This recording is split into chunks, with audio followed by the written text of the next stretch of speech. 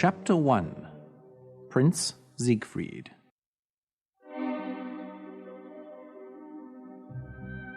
Once upon a time, in a faraway land, there lived a prince. His name was Siegfried, and he was very unhappy. His father, the king, had died. And since then, everyone in the palace had forgotten how to smile. Without his father, Siegfried thought he would never feel happy again. Every day, Siegfried sat at the window in his room in the palace, looking at the birds and the trees. How can they sing and fly so free? They must not feel like me. His servant Oslo tried to make the prince smile by telling him jokes or doing funny tricks for him. But the prince would not smile. I know you love me, Oslo, but I cannot smile. My heart is broken. Oslo would not give up. Let's go for a walk, good prince. Maybe we can find something outside which will make you happy. If you wish, Oslo, but I don't think there's anything that can make me happy. Oslo put on his hunting cap, and he took his crossbow. He enjoyed hunting, and he hoped to catch a bird or a rabbit for the prince. They walked through the forest until they came to a lake. On the lake, there was a beautiful white swan. It had a gold crown on its head that only princesses wear.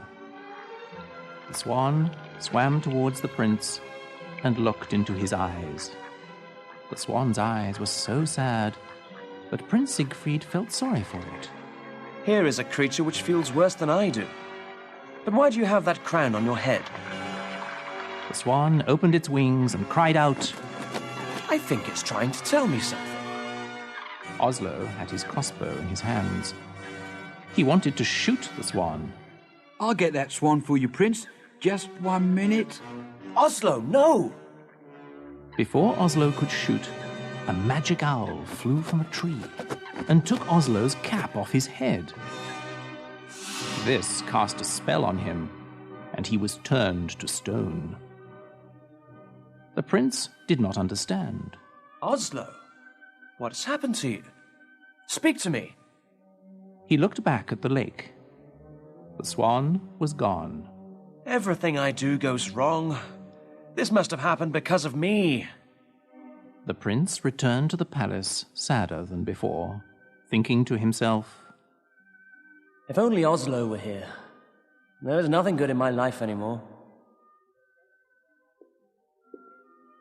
Siegfried's mother came to see him that night. She had something important to say. Siegfried, soon you will be 18 years old. You must take your father's place as king.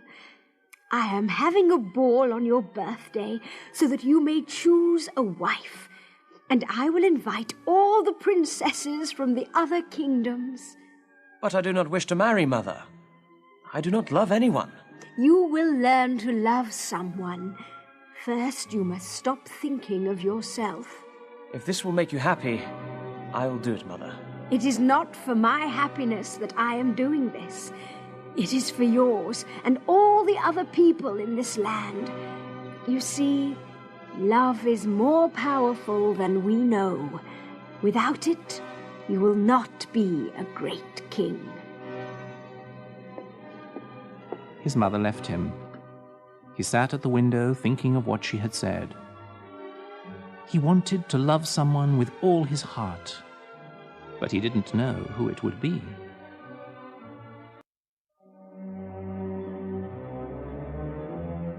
Chapter 2.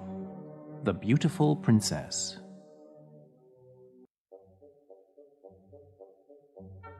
On the morning of the royal ball, everybody was very busy in the palace. The queen's maids were preparing the queen's dress. The servants cleaned the floors and windows, and the cooks were cooking enough food for 1,000 people. The prince looked handsome in his red outfit, but he was still not happy.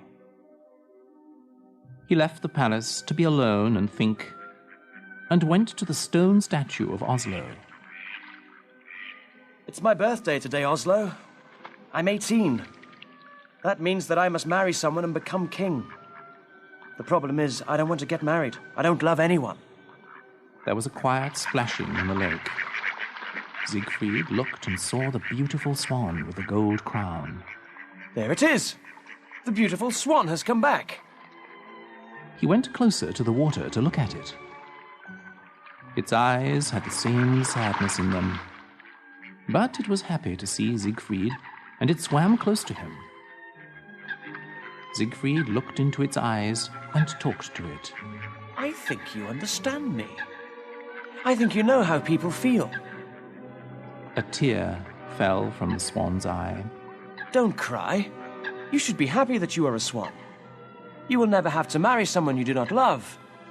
You will never feel sad when someone dies.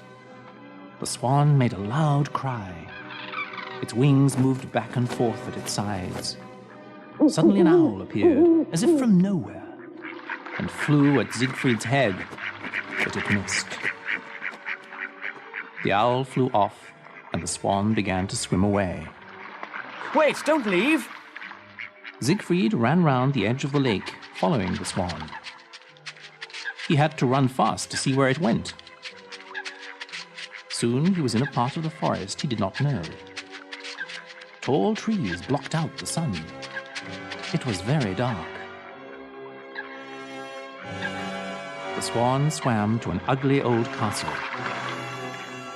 When it left the water, something magical happened.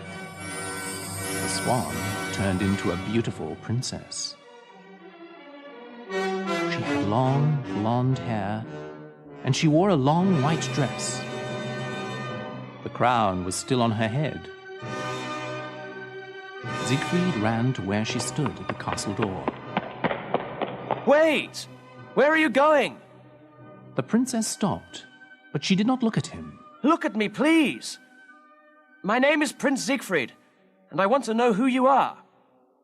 The princess turned to look at the prince. She had the same dark, sad eyes of the swan. My name is Princess Odile. But why were you a swan? Why do you look so sad? An evil wizard called Rockford cast a spell on me. I may only leave the castle during the day as a swan. Where is this wizard? I will talk to him. I will tell him this is wrong. No, you mustn't. He will hurt you, I know. He does not want me to see another man. Tell me where this man is.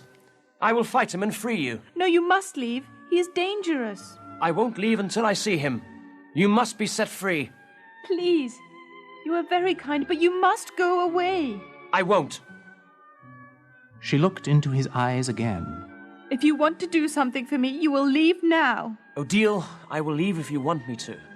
But I want you to come to the ball tonight. I must choose a wife, and I want to choose you. I can't. The wizard won't let me. Find a way. Promise me you'll try. She spoke softly. All right. I'll try.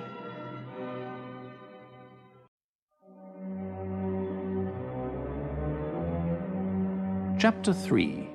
Odette. Siegfried left, and Odile went inside the castle. Odette, the wizard's evil daughter, was behind a tree. When she saw Odile talking to the prince, she was jealous. She wanted to go to the ball, and what was more, she wanted to marry the prince. She didn't like Odile because she was so beautiful and kind. But the wizard loved her, so Odette couldn't do anything to hurt her. Until now. Odette went to the wizard's room, but he was not there. The room looked like a museum. There was an Egyptian statue against one wall, and large aquariums full of strange fish. On a table stood many different colored bottles. Odette opened one of the bottles. Smoke came out of it. It smelled of burning wood. The magic owl flew into the open window, unseen by Odette, and changed back into the wizard. Do you like the smell? Oh, Father, you scared me. You wouldn't be afraid if you were not in my room when I wasn't here. I know, Father, but I have something very important to tell you. It's about Odile. The wizard opened his eyes wide. He was a tall man, with a long white beard and long white hair. He wore a big black hat and a long black robe with stars on it. Tell me what you know. First, you must promise to do something for me. What is it? I can't tell you now. First, I must tell you about Odile. Then I will ask for something. Will you do it? Tell me before I turn you into a frog. The wizard was very much in love with Odile. He would change his daughter into a frog because he wanted to know about Odile. Today, I saw Odile talking to Prince Siegfried. The prince asked Odile to go to the royal ball tonight. He wants to marry her and free her from your evil powers. The wizard turned in a circle and pointed his hand at the floor. Fire came from his fingers and hit the floor. The whole castle shook. I should have destroyed the prince today when I saw him with Odile. You saw him too? Yes, at the lake. I attacked him, but I was only a noun. Odile knew this and she left him. He must have followed her here. Oh, yes, Father. And he is so handsome. You should see his face. Silence! The wizard turned himself into a large stone ball. He threw himself against the walls, making the castle shake again. Alone in her room, Odile felt the castle shaking. She hid her head under a pillow on her bed. She hated it when the wizard got angry. The wizard changed back into himself in his room. Now, Father, you promised you'd do something for me. I never promised you anything. Oh, Father, I want to go to the ball. I want to marry the prince. The wizard angrily raised his hand again. Then he thought of something. Slowly, he lowered his hand. You would like to go to the ball, wouldn't you? Oh, yes, Father. And you would like to marry the prince? Yes, I would. Then you will. And he will think that you are Odile. Oh, Father, what a wonderful idea. She put her arms around him. His body was cold as stone, and his eyes were filled with fire.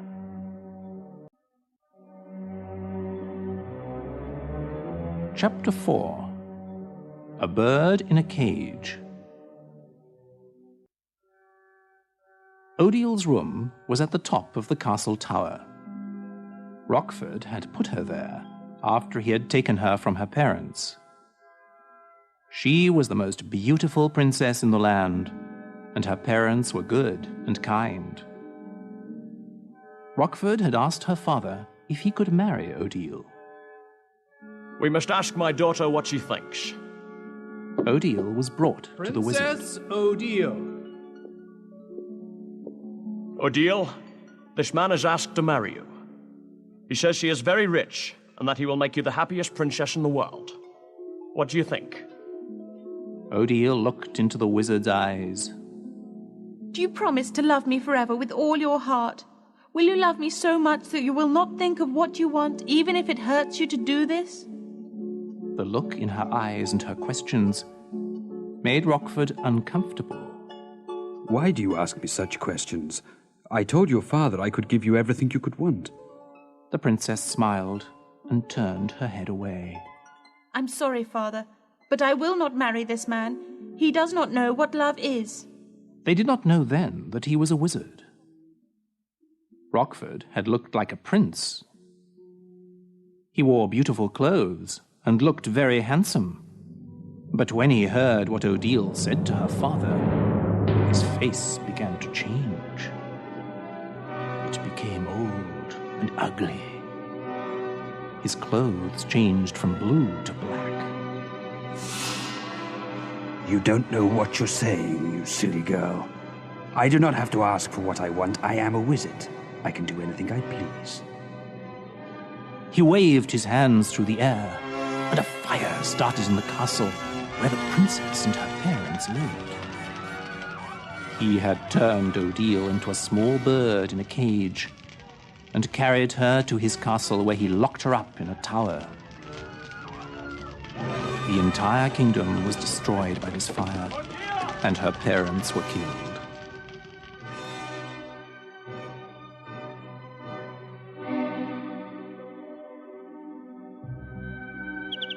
There was a real bird in a cage in Odile's room at the wizard's castle. The wizard had put it there so that Odile would remember the power he had over her. He only let her leave the castle as a swan, because he did not want other men to fall in love with her. At night, she stayed in her room, talking to the bird, who was her only friend. She called the bird Patrice, because it was her mother's name. Oh, Patrice, what should I do? The ball is tonight, and I am a prisoner here. I believe the prince loves me with all his heart. I saw it in his eyes. He loved me even as a swan. The bird began moving its wings wildly. It always knew when something horrible was about to happen. What is it, Patrice? What are you afraid of? Odile heard keys in her locked door. She put the bird and its cage behind a curtain, because she did not want the bird to see what was about to happen.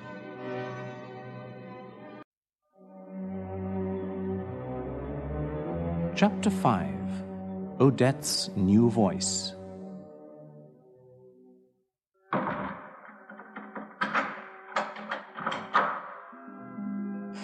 The wizard entered Odile's room with Odette.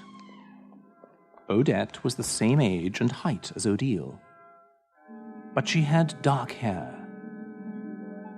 However, she wasn't as beautiful as Odile, and this made her very jealous. The wizard spoke first. Sit down, Odile. I would like to ask you something.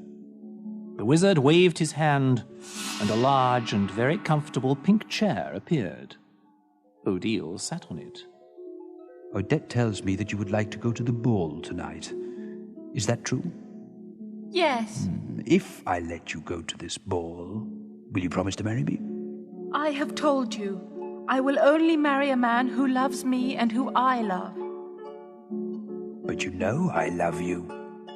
If you loved me, you wouldn't keep me locked up in this castle.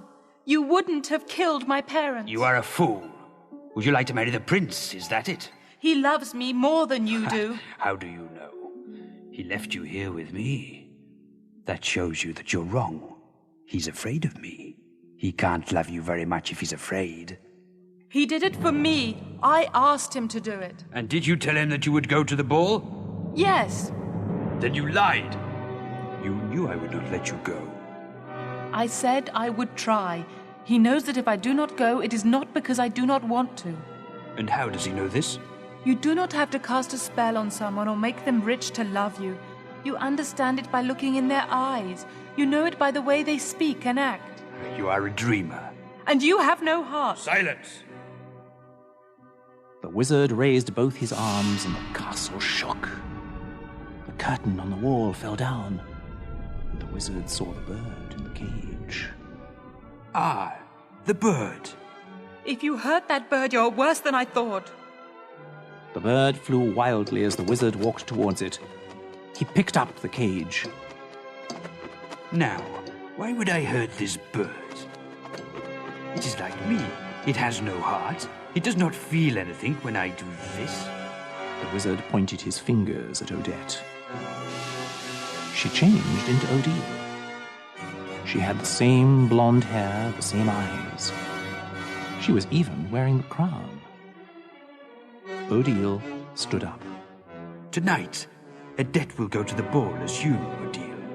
Siegfried will marry her, and we will see what true love is. Your hearts are nothing compared to my magic. You may look like me, Odette, but there is something missing from your eyes. The prince will know this. He does not love you, Odile. He only loves what you look like. I almost forgot. The wizard waved his hand. Odette, say something. When Odette spoke, she sounded just like Odile. Hello, Prince Siegfried. It's me, Odile. I love you. Odile ran to her bed, crying. She fell on the bed and covered her face. Rockford laughed loudly. He took Odette out of the room and locked the door behind him. When Odile looked up, only the bird was with her. It, too, had a tear in its eye. He is a fool. Good, but not Isidore. He is a fool. Yes, he is a fool. Max, she is. She is beautiful. She is wonderful. Oh, she is... Yes, thank you, Max. You are. You are? You are waiting for me to speak an answer. Well done. Anna. Unfortunately, I am not understanding the question. I want you to give me a sentence using you are. I am. No, not I am. You are. For example, you are from Pakistan. I am from Pakistan. Good, yes, but now use you are. But I cannot say you are from Pakistan because you are not, are you? Repeat after me. You are English. No, I am from Pakistan. What am I? You are confusing me.